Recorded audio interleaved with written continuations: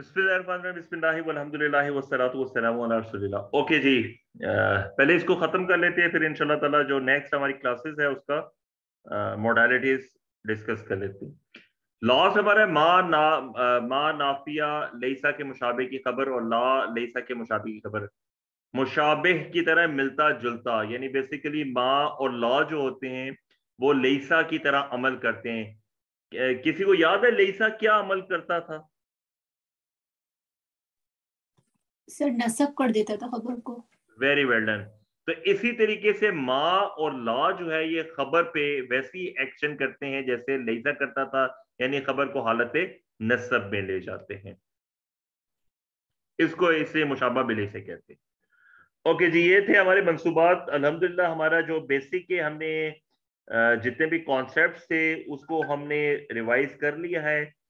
जितने हमने simple concept से एडवांस कॉन्सेप्ट साथ साथ, चाहे वो इसम के थे, फेल के थे, हर्फ के थे, वो साथ साथ हमने कवर करने की कोशिश की है। अगली 3 क्लासेस जो हैं, 2 से 3 क्लासेस हमारी होपफुली इंशाल्लाह ताला नेक्स्ट जुमे की, मंडे की, वेडनेसडे की, ये हमारी होंगी रिवीजन या प्रैक्टिस सेशंस। प्रैक्टिस सेशंस की मोडालिटीज ये होंगी कि मैंने आपको सूटें शेयर कर दी हैं।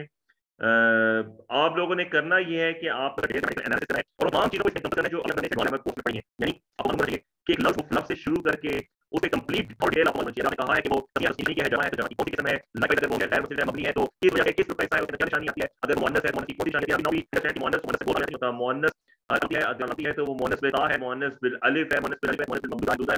अब हम मत ये है कि साथ साथ जो कुछ पढ़ चुके हैं उसको अपने डे के साथ यहाँ पे साथ साथ सिंपल ग्रामेटिकल एनालिसिस ऑफ लोग के साथ इंशाल्लाह आपको वो कराना चाहता हूं, आपको गाइड करूंगा कि कैसे एडवांस कॉन्सेप्ट्स के तौर पे आप ग्रामेटिकल एनालिसिस करें। ये तरकीब होती है नबी तालीम आप कैसे जो है एडवांस कॉन्सेप्ट्स को देखते हैं। बस तरकीब करना जरूरी है, लेकिन उसके साथ साथ ट्रांसलेशन कैसे आनी चाहिए। यानी ये सिंपली मुबतदा फर्क का पता चलता है, मतलब पता चलता है, लेकिन आपकी सलाहियत है ये कि हम क्या चीज पहले ट्रांसलेट करें, किस करें कुरान की ट्रांसलेशन की सलाहियत पैदा करना।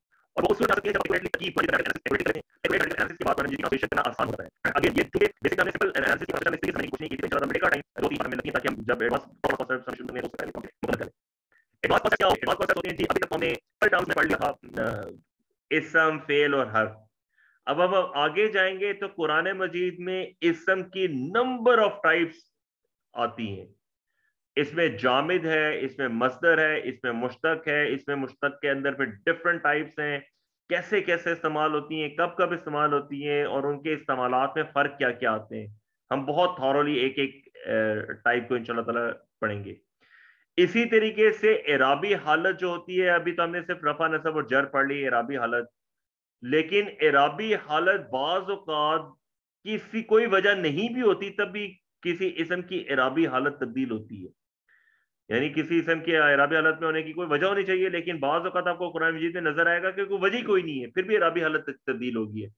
ऐसा क्यों होता है? इस कॉन्सेप्ट को हम बहुत डिटेल के साथ पढ़ेंगे। बड़ा इंपॉर्टेंट कॉन्सेप्ट है, स्पेशली कुरान के स्टूडेंट्स के लिए, के पहचाना वो टॉपिक कहलाता है तवाबे का।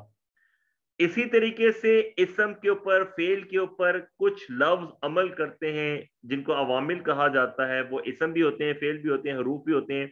इनकी तादाद अरबी जुबानदान कहते हैं कि टोटल 100 अवामिल हैं जो कि अमल करते हैं।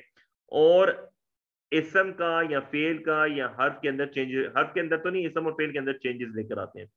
वो अवामिल लफ्जी भी होते हैं, वो अवामिल मानवी भी होते हैं। उनको हम डिटेल के साथ पढ़ेंगे वो कैसे काम करते हैं।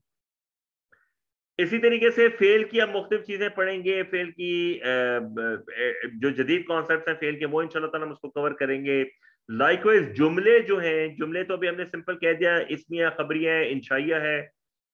जरफिया क्या होते हैं, शर्तिया क्या होते हैं, जुमले जो है मोतरिजा क्या होते हैं, मुस्तानिफा क्या होते हैं, मुअल्लिला क्या होते हैं। इनको हम तफसील के साथ पढ़ेंगे ताकि हमें we should be able to identify Quran Majeed में जब ये जुमले आते हैं तो हम इनको कैसे समझ सकते हैं। और उसका फिर कुरान फहमी के अंदर रोल क्या होता है कि डिफरेंट जुमले आते हैं। फॉर एग्जाम्पल जुमले मुअल्लिला आता है तो वो कुरान फहमी के लिहाज से हमें क्या चीज मालूम होनी चाहिए। लाइकवाइज जुमला मोतरिजा आता है, मुस्तानिफा आता है, तो कैसे मालूम होना चाहिए हमें क्या क्या होता है। और आखिर में ये टॉपिक कवर करने के बाद आखिर में कुरान मजीद में तकरीबन 121 से 130 के अंदर हरूफ इस्तेमाल हुए। एट मैक्स 130 के करीब हरूफ है। उनमें से मैक्सिमम हरूफ जो है वो तो ऑलरेडी हम कवर कर चुके हैं बेसिक में, जैसे हरूफ जारा है, हरूफ नसब है, हरूफ अतफ है, हरूफ नासबा है, हरूफ जाजमा वगैरह। लेकिन अब हम देखेंगे कि एक एक हर्फ के जो डिफरेंट इस्तेमालात हैं कुरान मजीद के अंदर, जैसे लाम के तकरीबन 27 इस्तेमालात हैं कुरान मजीद के अंदर, तो वो 27 टाइप्स पे कैसे लाम इस्तेमाल होता है। लाइकवाइज मिन जो है कैसे इस्तेमाल होता है, वाओ कैसे इस्तेमाल होता है, अन कैसे इस्तेमाल होता है। तो ये तमाम हरूफ को एक एक हर्फ को हम लेंगे और फिर इंशाल्लाह ताला कोशिश करेंगे कुरानिक एग्जांपल्स के जरिए हम देखें, हरफ जरा बा का इस्तेमाल देखें, कैसे एक ही हर्फ है लेकिन कुरान उसको डिफरेंट डिफरेंट तरीकों से यूज करता है। टर्मिनोलॉजी में कुछ जगह पे लफ्ज की टर्मिनोलॉजी, हर्फ की टर्मिनोलॉजी चेंज होती है, लेकिन कुछ जगहों पे टर्मिनोलॉजी वही रहती है लेकिन उसका इस्तेमाल बदलता रहता है और साथ ही साथ ट्रांसलेशन भी बदलती रहती है। तो वो उसमें फिर क्या हिकमत होती है, वो कैसे कुरान फहमी में असर अंदाज होती है, इसको इंशाल्लाह ताला हम सारा का सारा डिटेल के साथ कवर करेंगे। और जब ये सारा एक्सक्यूज हमारा सर, जी सिस्टर। एक सवाल और था कि ये जुमला शर्तिया आपने थोड़ा सा हमें इंट्रो दिया था, तो ये किस कैटेगरी में आएगा? ये मुफीद जुमलों में की जो आपने सिफात के लिहाज से बताया था कि मुबय्यना, मुअल्लला, मुतरज़ा वगैरह, उसमें आएगा, या ये मफहूम के एतबार से ओके, इंशाइया की कसम? इसमें ना, इसमें नहवियस के अंदर इख्तलाफ पाया जाता है कि क्या ये जुमला जात के एतबार से है या मफहूम के एतबार से। कुछ इसको कहते हैं ये जात के एतबार से, जात के एतबार से जुमला इसमें होता है, खबरिया होता है, ठीक है। लेकिन कुछ कहते हैं नहीं, जात के एतबार से खबरिया जुमला इसमिया भी होता है, जुमला फेलिया भी होता है, जुमला जरफिया भी होता है और जुमला शर्तिया भी होता है। ये चार को कहते हैं कि ये जात के एतबार से जुमले हैं। लेकिन कुछ नावियन शर्तिया को और जरफिया को जुमलों की टाइप्स का हिस्सा नहीं मानते कि वो इस टाइप का हिस्सा नहीं है। तो अब आप इसको जात के एतबार से काउंट करना चाहते हैं तो you can always count it कि ये जात के एतबार से जुमले चार किस्म के होते हैं। क्योंकि ज्यादातर नहव की किताबों में आपको जात के एतबार से जुमलों की चार अकसाम ही मिलेंगी, स्पेशली वो किताबें जो सब कॉन्टिनेंट के अंदर पब्लिश होती हैं। वहां पे आपको मदरसों में यही चार अकसाम मिलेंगी जात के एतबार से।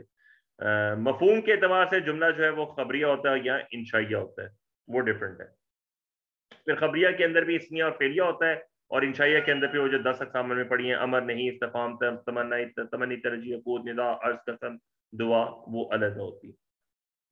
अच्छा, जब हम ये सारा काम कर लेंगे, हम एडवांस के कॉन्सेप्ट कवर कर लेते हैं, तो उसके बाद हमारा लास्ट स्टेप जो है कुरान फहमी के अंदर वो है बलागत कोर्स। और इंशाल्लाह ताला बलागत कोर्स को जब हम कंप्लीट कर लेते हैं तो फिर आई वुड जस्ट लाइक कि हम सब मिलके सूरतुल बकरा का कम से कम पहला जो क्वार्टर है सूरतुल बकरा का, यानी एटलीस्ट पहले 5 रुकू जो हैं सूरतुल बकरा को, उसमें उसको encompassing all concepts of नहव, सर्फ प्लस बलागत, पहले 5 रुकू को कवर करें इंशाल्लाह ताला। तकरीबन एक पाव पारा बनता है। उससे फिर आपको कुरान मजीद की जो लज्जत है उसका एहसास होना शुरू होता है कि हाँ, कुरान को हमें इस तरीके से ठहर ठहर के और तदब्बुर करके पढ़ना चाहिए। वो है एक एम्बिशियस किस्म का क्या नाम है, वो है ख्वाहिश है, लेकिन होपफुली इंशाल्लाह ताला कि हम एक दिन बलागत कोर्स करने के बाद सूरतुल बकरा को राइट फ्रॉम अलिफ लाम मीम टिल 5 रुकू एक एक लफ्ज को गौर से तदब्बुर करते हुए नहव के, सर्फ के, बलागत के असूलों पे परखते हुए पढ़ें, ताकि हमें अंदाजा हो कि कुरान मजीद की ब्यूटी कैसे एक्सट्रैक्ट की जा सकती है। अल्लाह तबारक व तआला चाहे तो इंशाल्लाह ताला होपफुली हम ये काम करेंगे। एक और जुम्मे वाले दिन जब हमारी क्लास होगी तो तरतीब इट इज बिटवीन यू। तरतीब आपने कैसे रखनी है, किसने जुम्मे को करना है, किसने मंडे को करना है, किसने वेडनेसडे को करना है, वो तरतीब आप लोग आपस में खुद फाइनलाइज कर लीजिएगा। ज्यादा बेहतर ये होगा कि जैसे जुम्मे को क्लास है तो आप मे बी जुम्मे की दोपहर, जुम्मे की शाम तक, उससे पहले मुझे सेंड कर दें अपना रिटर्न वर्क जो है, तो ताकि उसी को हम स्लाइड के ऊपर यहाँ पे स्लाइड शो के अंदर शो कर दें और फिर एक्सप्लेन जो है वो आप लोगों ने खुद करना होगा। जी सिस्टर कुछ कह रही थी। सर, सिर्फ यही जहन में एक बात आ रही थी कि ये ज़मीर शान और ज़मीर फसल का फ़र्क सिर्फ यही है कि शान जो होती है वो जुमले से पहले आती है और ज़मीर फसल मुब्तदा खबर के दरमियान आती है। जी बिल्कुल ऐसे ही है। फसल का मतलब होता है फासला पैदा करने वाली। और ये फासला, सिर्फ ठीक। उस सूरत में आती है, इसका आप एक कैश पॉइंट अगर नोट कर लेना, ज़मीर फसल उस सूरत में लाई जाती है जब आपने खबर को मारिफा बनाना होता है। ठीक है, अब आप अच्छा। खबर को मारफा तो बना नहीं सकते क्योंकि खबर ने नकीरा होना है। अब खबर को मारफा बनाने के लिए उससे पहले ज़मीर फसल लाई जाती है, ताकि अब मुब्तदा और खबर के दरमियान फासला हो गया, अब खबर जो है दैट कैन बी मेड मारफा। उलाइका हुमुल काफिरून, उलाइका काफिरून मुब्तदा खबर था, काफिरून को मारफा बनाना था, उसके ऊपर अलिफ लाम ऐड कर दिया, अल काफिरून। अब अल काफिरून चूंकि अपने तौर पर खड़ा नहीं हो सकता, तो उससे पहले फिर एक जमीर लाई जाती है, और वो जमीर मैच करती है नंबर के एतबार से, अदद के एतबार से, जिन्स के एतबार से उस इसम के साथ। काफिरून चूंकि जमा मुजक्कर गायब है, जमा मुजक्कर है, इस वजह से हुम जमीर लाई गई है जो कि जमा मुजक्कर की जमीर है। अच्छा, ये मानी के लिहाज से भी फर्क, ये मानी के लिहाज से भी इसमें कोई फर्क डालती है क्या? ये हसर पैदा करती है हसर, कि हसर ये सिर्फ? बिल्कुल हसर पैदा करेगी। हसर और कसर ये दो टर्मिनोलॉजी है जो बलागत के अंदर इस्तेमाल होती है। इल्मुल बयान जो है, बलागत की तीन कैटेगरीज होती है, इल्मुल बयान, इल्मुल मानी और इल्मुल बदी। उसके अंदर इल्मुल मानी में एक लफ्ज इस्तेमाल होता है हसर, और एक होता है कसर, यानी किसी चीज को एक्सक्लूसिव कर देना, खास कर देना, किसी चीज में एम्फोसिस पैदा कर देना, किसी चीज में जोर पैदा कर देना, ताकीद पैदा कर देना। और वो कैसे होता है? वो सिर्फ और सिर्फ जुमलों की कंस्ट्रक्शन के साथ होता है, यानी लफ्ज वही होते हैं, उन लफ्जों को इस तरीके से एडजस्ट किया जाता है, कंस्ट्रक्ट किया जाता है कि वो जुमले के अंदर ताकीदी पहलू पैदा हो जाता है। तो हसर जो है ना, ज़मीर शान। हसर जो है ना, हसर इंशाल्लाह ताला बलागत कोर्स के अंदर हम जाके कुरान मजीद के अंदर इसकी डिफरेंट देखेंगे। और हसर के लिए मुख्तलिफ आला इस्तेमाल होते हैं। आला हम तो इंग्लिश में टूल को समझते हैं ना, आला अरबी जुबान में होता है कि वो चीज जिससे काम किया जा सके। तो हसर के लिए अरबी जुबान में लफ्ज भी इस्तेमाल होते हैं, हरूफ भी इस्तेमाल होते हैं, इसी तरीके से कंस्ट्रक्शन ऑफ सेंटेंस भी जो है वो हसर का माना पैदा करती है। डिफरेंट तरीकों से हसर का माना पैदा किया जाता है।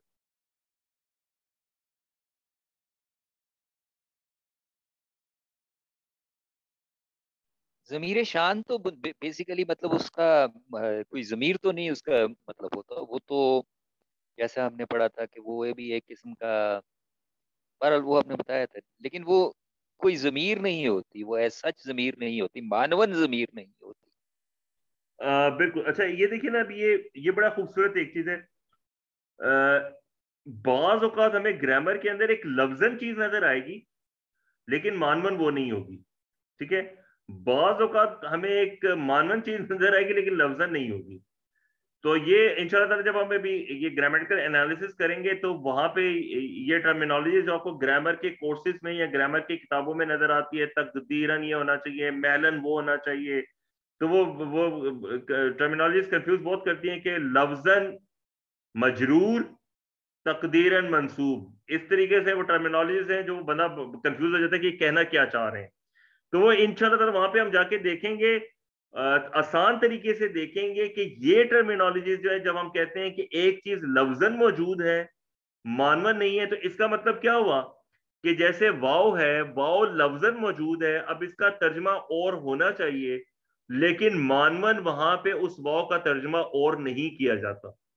और जो मिडिल ईस्ट में लोग आते जाते रहते हैं, स्पोकन अरबिक के अंदर वाव का इस्तेमाल बेहद ज्यादा होता है। ठीक है, और वो वाव जो है, वो वाव बेसिकली वाव इससे नाफिया होता है, एक नए जुमले को शुरू कर रहा होता है वाव। अब वो जुमला शुरू हो रहा होता है, लेकिन वहां पे वो वाव लफ्जन मौजूद होता है, उसकी ट्रांसलेशन कभी और नहीं की जाती। अभी हमें जिनको हमें अरबी जुबान से वाकिफ नहीं थी, हम तो जो भी और देखते हैं, अगर उसके बाद इसम हालत जर में ना हो तो हम उसका तर्जुमा हमेशा और करते हैं, वाव का तर्जुमा हमेशा और करते हैं। वेरस अरब के, हाँ, और कुरान मजीद के अंदर भी ऐसी एग्जांपल्स आपको मिलेगी जहां पे वाव लफ्जन मौजूद होगा, मानवन उसका तर्जुमा नहीं किया जाएगा।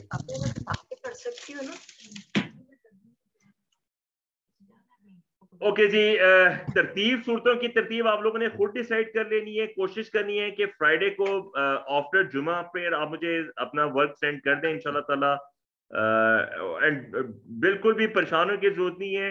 अगर कोई चीज हमें नहीं भी समझ में आती, तो चूंकि ये हमने फास्ट ट्रैक पे थ्योरेटिकल पोर्शन पढ़े हैं, हमारा मकसद सीखना है, तो अगली 2 से 3 क्लासेस जो है, जो कि प्रैक्टिस है, ये आपकी ज्यादा मैटर करती है अंडरस्टैंडिंग के लिहाज से एज कम्पेयर टू जिससे हमने 8-9 लेक्चर में पढ़ा है।